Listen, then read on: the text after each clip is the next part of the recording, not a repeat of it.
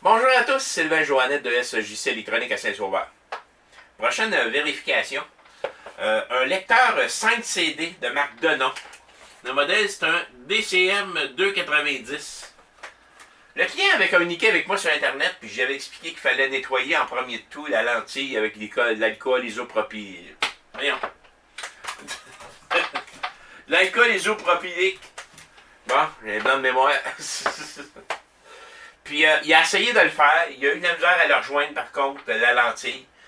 Finalement, ça n'a rien donné. Le message qu'il m'a laissé, c'est que j'ai tenté de nettoyer la tête de lecture avec isopropanol, mais pas facile d'accès, sous le circuit électronique et sans résultat. La première piste du CD joue normalement, mais le lecteur se met à sauter, bégayer sur la deuxième piste. Coupe le son rapide pendant 10-20 secondes pour finalement perdre le son complètement. Et le lecteur passe à piste 3, piste 4 et 5, etc. en succession rapide jusqu'à la fin du CD qui s'arrête. La lecture tombe ensuite à zéro et c'est le néant. Mon lecteur semble avoir une sérieuse gastro. Coronavirus. Je vais commencer par y faire un bon nettoyage. Je vais carrément le démonter, puis aller chercher la lentille.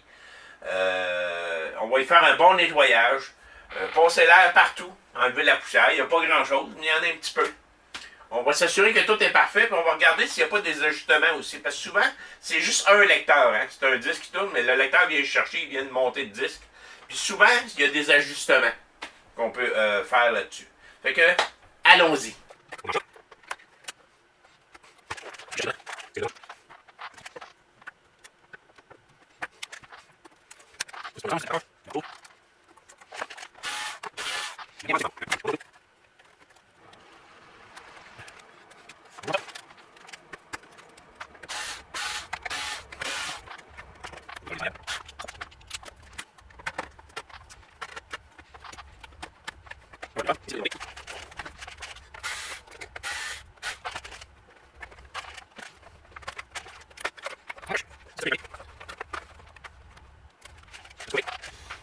Je vois.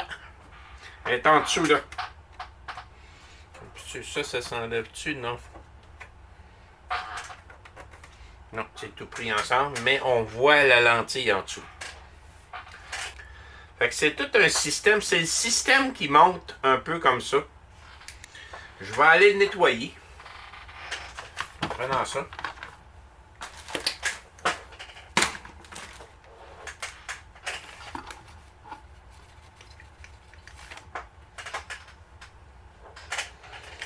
Et voilà.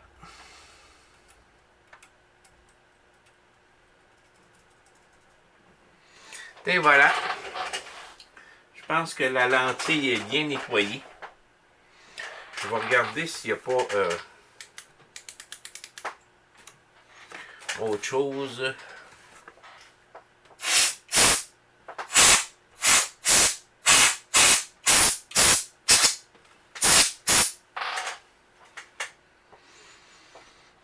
Puis il n'y a pas l'air d'avoir d'ajustement.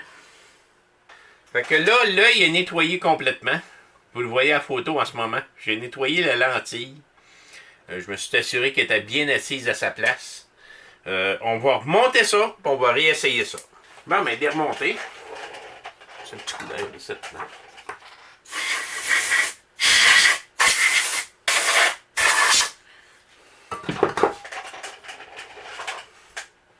On va mettre un disque dedans. Et sur le numéro 3.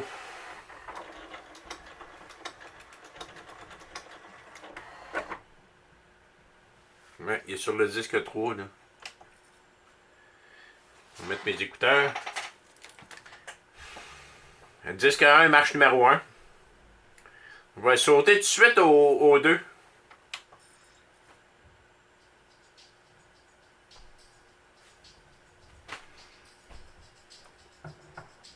Je vais le laisser fonctionner là, sur un disque au complet pour être sûr que tout est beau, puis je vais y en mettre 2 dedans pour être sûr qu'il va tous les jouer.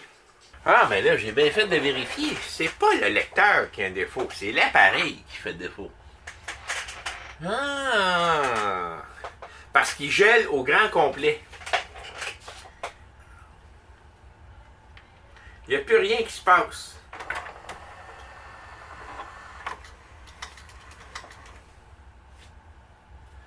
Si j'enlève ce disque-là,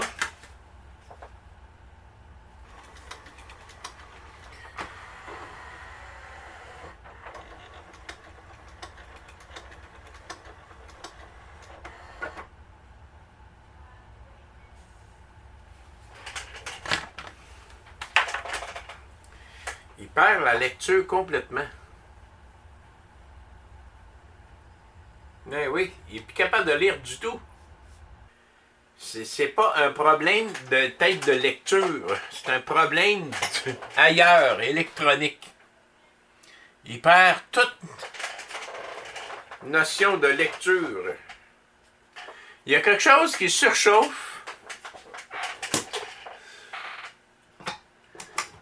ce qui empêche de lire.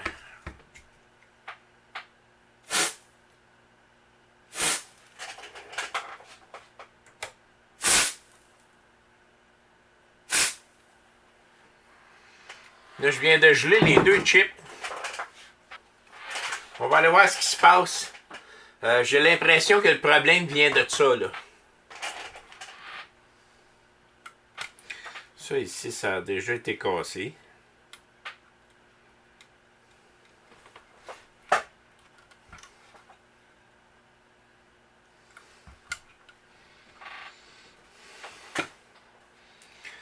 Je regarde de près chacun des... Et puis c'est des marques bizarres, là, les condensateurs là-dessus. Là.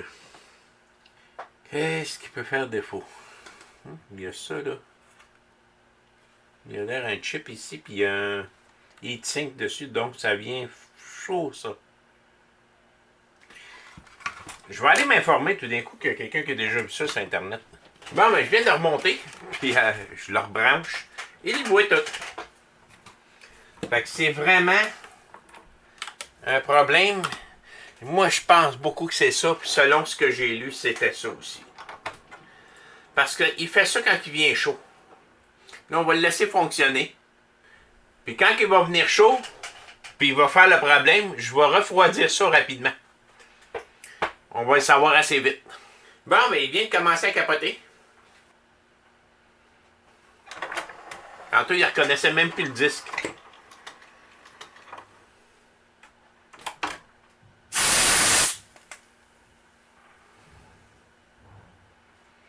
Là, je viens d'y geler ça, là.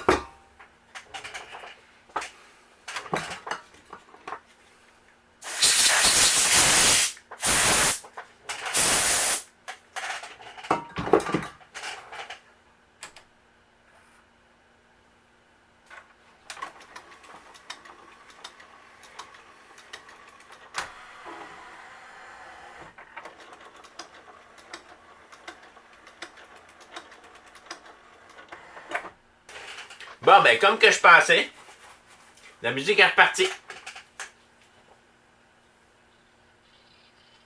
Puis il griche, là.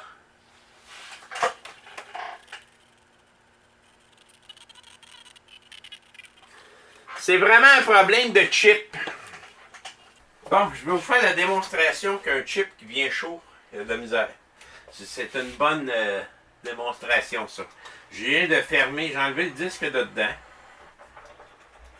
Je vais l'éteindre.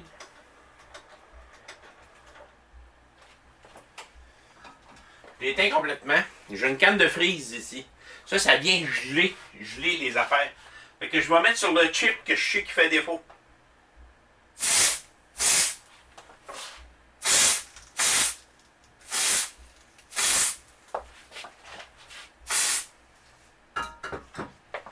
Là, je vais juste envoyer un petit peu d'air pour enlever le froid alentour.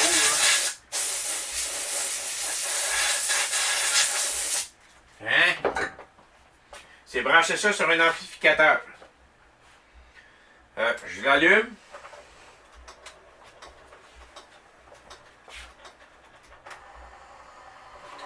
On met un 10 dedans. Peu importe où ce qui est, ça dérange absolument rien.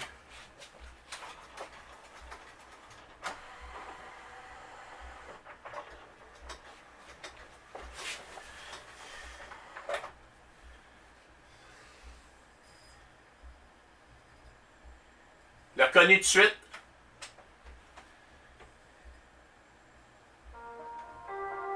Puis il joue. Regardez bien ça. Je vais prendre mon fer à air chaud.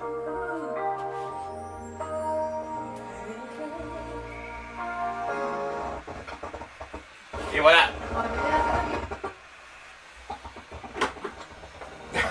On peut pas avoir plus belle preuve que ça. Donc, à un moment donné, on va le perdre. Il va venir chaud, chaud, chaud, on va le perdre complètement.